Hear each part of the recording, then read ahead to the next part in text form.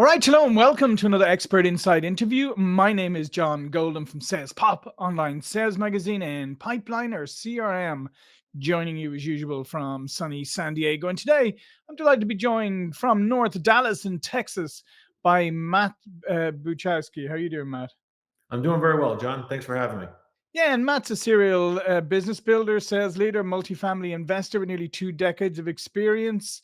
Matt is currently head of sales for Ownwell and is known for his high energy servant leadership approach. And what we're going to talk about today is strategies for building and scaling sales teams in competitive markets.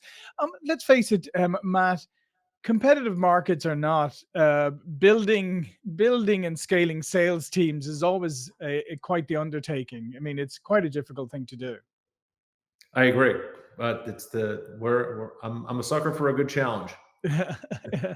Yeah. So why is building and scaling sales teams? Why is that so difficult? Because I mean, if I interviewed 100 different sales leaders, they'd all give me the same. They'd all give me the same answers about the issues that they have finding good people, recruiting good people, training them, retaining the good people, coaching people, all of that. Like they always have so many different issues around it. Yeah, I agree, and I think it's up to us as sales leaders to obviously hire great talent, but also create the conditions and create an organizational structure where you have access to broader talent pools, right? Mm, If you're setting yourself up in a situation where you need to hire very specialized people all the time, right?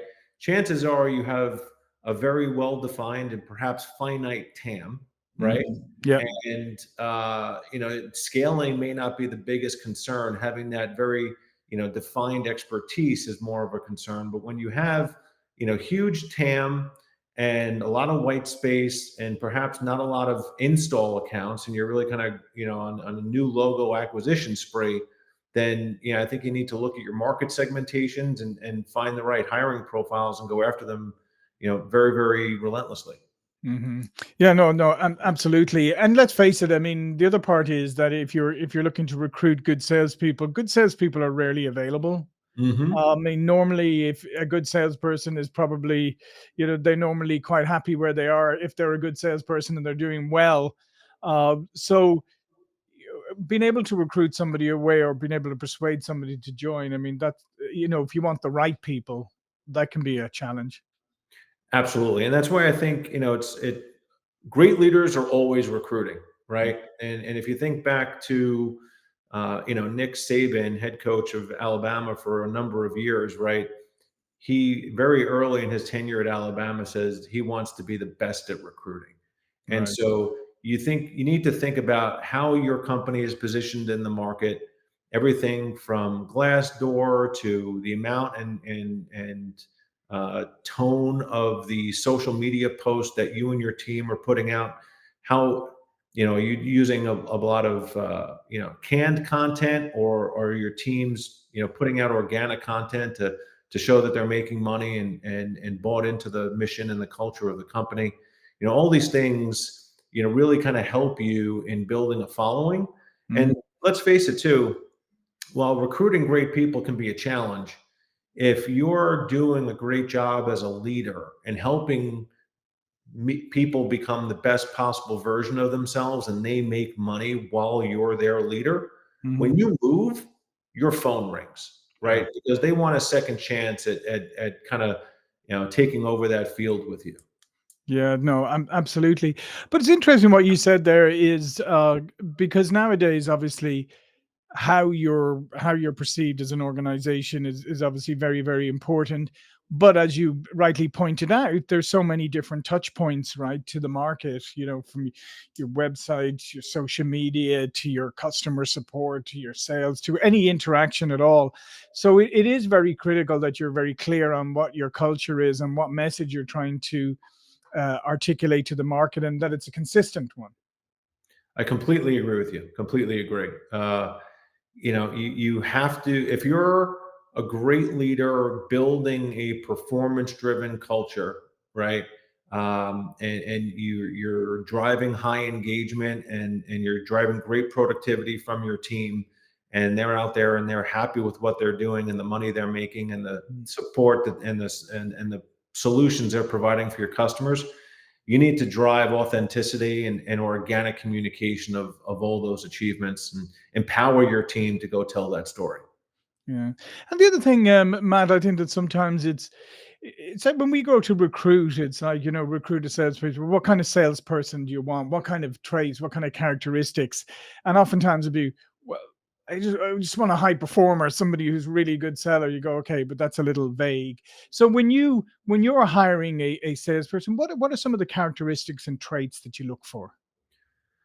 Yeah, well, I'm definitely a stickler for metrics, Hmm. metrics or the absence of metrics. I'll say, uh, I've seen an enormous flood of resumes over the last couple of years that folks have been in sales, but they don't have productivity numbers or quota attainment numbers on their resume, and I ask them why, Hmm. and they say because I didn't want to come across as a narcissist, or I didn't want to come across as boastful. And my response to that is I can appreciate that, but if I'm trying to build a world-class team here full of top performers, how am I going to know? Like, you're selling yourself. And I would Hmm. encourage people to really listen to what I just said, because hiring managers and high performance sales leaders, they want to know that the people that they're hiring or even talking to Hmm. have a track record of being successful, right? More than once over sustained periods of time.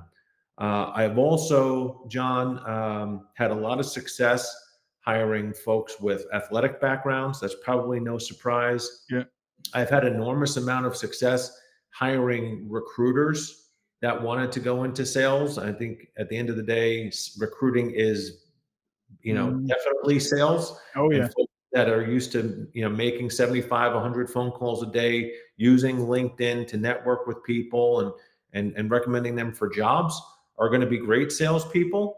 And I've seen a lot of people come out of the food service industry and become great salespeople. These are people that work perhaps odd hours of the day, they Hmm. give up some of their holidays to go to work, and it's funny, my mom was in food service for a long time, and I said, "Wouldn't it be great for you to go to work when it's light out, come back from work when it's light out, Hmm. and not get home at 2 in the morning smelling like a French fry every day?" And Hmm. they all laugh and chuckle. I've had a lot of success recruiting folks out of that field because they're looking for some normality in their life, Hmm. and they're driven by that, and they make a lot of money.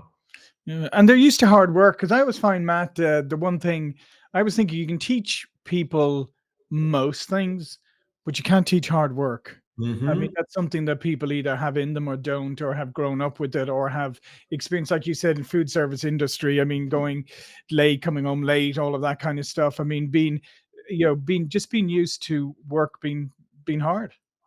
Completely agree with you. Completely agree. Mm, yeah.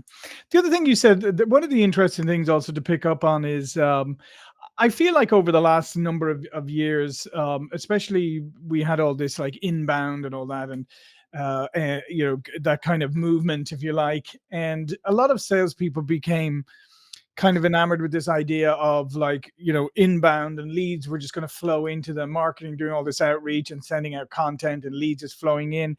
That you find that a lot of people, you'll interview and you'll say, oh, what about prospecting? Say, oh yeah, yeah, yeah, I'm a fierce prospector, I've got great Rolodex, great network, we'll love to do it. You hire them and 3 months later they're going, you got any leads? Yeah. So how do you find how do you cut through that and find the person who's really a great prospect, who's really kind of self-reliant, who's really going to take accountability for their book of business, as opposed to somebody who's going to say all the right things, but 6 months in, they're kind of turning around looking for you to fill their pipeline. Yeah, it's a great question. And I think this again comes down to, resume and the initial hiring manager discussion. Mhm. When my radar goes up, my antennas go up immediately when I look at someone for an outbound role that only has inbound experience, right? Mhm. I'm very, very uh, sensitive and perhaps even reluctant right? To encourage someone to go from an inbound driven sales motion to an outbound sales motion. It's Mhm. not for everyone. Yep. I'd rather save everybody time for exactly what you just said. 3 months in, they're just not into it, right? I've Mhm. heard that a million times. I'm just not into it, right? I didn't realize it was going to be this much prospecting. But I also think it's up to us as hiring managers to be crystal clear on the expectations up front. So we just onboarded, 4 new AEs a couple of weeks ago, and before sending out any offers, like I had a very heart-to-heart conversation with each of these gentlemen, and I said, "Listen, yes, we get some leads, but make no mistake, I am measuring you on your outbound Right. contribution to Mhm. your pipeline, right?" And I was just very, very sincere with them about those expectations. So there is no conversation 3 months from now that says you didn't adequately explain that to me. I'm very, very clear about Mhm. that, and I think that leaders, owe it to themselves, their finance team for not wasting money on a resource that isn't doing a job that they want to do, and the people that you're ultimately hiring. I think making taking the extra couple of weeks to find someone with the experience that you want instead of trying to make a square peg fit into a round hole is always better when it comes to recruiting. Yeah, no, no, 100%. And like you said, it's just so important to find people who know what real prospecting is, who know how, who have done it, who like, and there's a lot of people out there, says people actually enjoy doing it and are good at it. And I think that's what you got to find is rather than the person who's, yeah, it's okay or decent at it, but reluctantly. Yep. And then the other piece of this, John, and I think I just posted something on social about this last week or so, is I'm big on case studies, Hmm. right? We just interviewed dozens and dozens of folks over the last couple of months, and I had several folks tell me that they're all about outbound prospecting and they do it every day and this and that. And I gave them a case study that involved, a personalized email, a voicemail, a live role play with me, and you'd be surprised. Even the people that said they did it every day were very uncomfortable doing it, right? Mm, And that just tells me, like, listen, good luck. You're going to go find something that yeah. you're good at, but this just isn't it. Yeah. And another key trait, I think, especially nowadays, is curiosity, right? In Mm. salespeople, so curious about business, curious about the business of their prospects and clients, curious about the business of business, just curious in general, so that when they do ask questions, like it comes off authentically because they actually genuinely want to learn stuff. I completely agree with that again, John. I think curiosity is one of the most underappreciated and underutilized skill in a Mm. salesperson's belt. I tell my team this all the time. I think executives will judge you based on the quality and sincerity of the questions that you ask, right? And how Mhm. specific you can dial those questions into them, their business, their role, and the outcomes that they're looking for. I think IQ is important. We know that EQ is important, but the curiosity quotient is becoming more and more important. Asking great questions has an enormous amount of power to it. But more so than asking the great questions, John, is caring about the answer Yeah. and being able to have a very intelligent conversation. I can give people 50 great questions on a Word doc to go walk into an executive's question and then ask, but they have to be prepared to carry that conversation. And that's where I think curiosity and domain expertise Mhm. really start to intertwine with one another. And when you can hire and train salespeople to do that with tremendous confidence, you're destined to be great, in my opinion. Yeah, no, no, I totally agree on that one, absolutely, and I love it. I mean, I just think, yeah, you have to have that. You have to have that curiosity because sometimes that's what's gonna carry you through. The other thing that I wanted to mention also is uh, coachability. How big when you look at people, how much do you emphasize their ability to coach them? I ask just about every candidate that I meet with, tell me about a time that you failed, Hmm. right? What did you learn from it? What did you do differently? And how did you get over the pain? and you can tell the folks that are just kind of skimming across the surface. Yeah. But especially when you're dealing with kind of a senior AE hire, or definitely kind of a more experienced type of hire, you can ask a question like, "Tell me about a deal that you lost. Tell me Mm. about one that hurt." And like their eyes light up, and there's always that deal at the end of the month or the end of the quarter, and it would have been their President's Club trip or whatever, and I really dig into what happened, what would you do differently, how have you applied those learnings to future deals. And I think that's really where you can find people that learn from pain.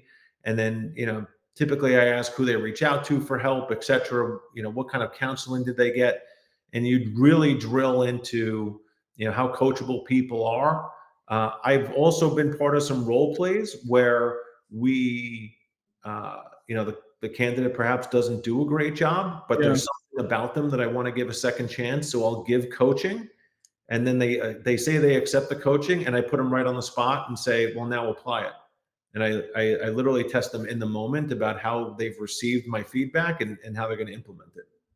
Yeah, no, that's great. And I like what you just said there about that you asked them about who did they turn to for advice or counsel, because I do think that's an area where a lot of people fall down. It's you know, most people have hobbies and they tend to hire coaches or they ask friends for tips or whatever. If they play golf, they're always getting their golf swing adjusted, but never anything to do with what puts bread on the table, right? And therefore, I mean, I think that's a key point to call out there. That if you don't have outside counsel, if you don't have people who you call for help, that's got to be a red flag, right? I completely agree with that. And the other kind of common pitfall that I've seen um, is asking too many people for help, or asking the wrong people for help. Hmm. When I've ever found myself in a tough situation, or needed material counsel, I've always reached up for that, Hmm. right? Somebody who's gone through it, somebody who's been Right. down that road, somebody who's made more money, someone who's gotten promoted more often, right? There's a big difference between the quality of the guidance and the advice and the counseling you're going to get from someone that's done it before and done it better, than just the person sitting next to you just because they're there, right? Mhm. I think the other piece is asking too many people for counseling, because at that point I feel like you're kind of asking around to see who agrees with you, and you're going to go say, well, Johnny agreed with me or Susie agreed with me, so I knew. But you want to be very careful about how much consensus you ask for, because your takeaways get very muddy. Yeah, and I think then there's also the option of just go hire an outside coach, somebody who's a professional who does this, who Hmm. then the only feedback you're going to get from them is independent, independent, impartial feedback, and they're just going to help you. Problem with sometimes reaching out to people in your circle is, you get people with baggage. They may know you for a while, they may not want to, as you said, they may not want to give you, the advice that you need, or they may just give you bad advice, and you take it because, hey, you've known them for a while. So I think you're right. I think choosing your counsel, your mentor, very wisely, and keeping them manageable. Yep, absolutely, absolutely. Mm. So what else would you just say, finally, like going into 2025, do you see any new challenges for salespeople that maybe they haven't had to deal with in the past so much? Yeah, I think the biggest thing on my radar for 2025 is how is AI Hmm. finding its way into our sales motions, right? I think there are folks that are becoming way over reliant on AI, and Hmm. I think there are folks. I probably put myself in this bucket that perhaps aren't utilizing it enough, right? I think I have a very keen eye to pick out emails or LinkedIn messages that probably Right. were written by a human, right? Um, and I'm actually looking for the human touch. I actually get Hmm. turned off when I think I can tell that a bot's written an email, or I'm getting communicated to by a bot. Hmm. Uh, I think there are folks that are going to use AI to a point where they lose the ability to think critically. And to me, that's a big risk in sales. Yeah. There's still plenty of sales motions and products that are not transactional and that require a lot Mhm. of consultative thinking, consultative questioning. I don't know if AI is there yet. I don't think Yeah. AI is there yet. And so I would just, it's definitely a bubble. It's definitely the hot thing right now. But I would just encourage sellers out there to still be themselves, use it where it fits, but don't just throw the reins to AI, because if you do that, then I probably don't need you as a sales rep on the team. Yeah. Yeah, no, I agree with you. I think you got to look at AI as there are so many benefits of it, but there's so many benefits, sort of automation, getting rid of tasks that are repetitive and routine, um, highlighting really good information to you, getting summarizing all of that stuff, preparing you to do what you do best, which is, as you said, the human touch, the relationship building, the interacting.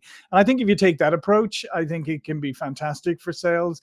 But if you take the approach, as you said, if you think, oh, I can just kick back here and let AI do it for me, no, you should be using AI to give you the opportunity to do the really high level relationship selling that you've said always said you wanted. Exactly, exactly. And look, I think there's this emergence of this technology, Mhm. right? And I've seen demos of products that are really kind of point and shoot. Yeah. They're very quickly ramping up, and then you see this, kind of the driver or the account executive, the sales use of AI, and the AI is kind of starting to take over their day. These paths are going to converge, Yeah. and AI is probably not losing its job. Yeah, Yeah. absolutely. Well, listen, Matt, this has been great. Thank you so much for your insights today. All of Matt's information is going to be below this video. But before we go, do tell people a little bit more about you and what you do. Yeah. So my name is Matt Buchalski. I'm head of sales for Ownwell. Uh, we're building out this business very, very quickly. Encapsulated, I help people become the best possible version of themselves. I love to pour into people, everything from people skills through sales skills and everything in between. I'm also super passionate about helping uh, the younger generation really start to create generational wealth earlier in their career than I did, and I'm very, very passionate about that. And I'm very thankful that you had me on the show, John. Yeah, listen, thanks so much, Matt. It was a pleasure having you. So thanks again. And thank you for watching and listening. And we will see you all again very soon. Thank you.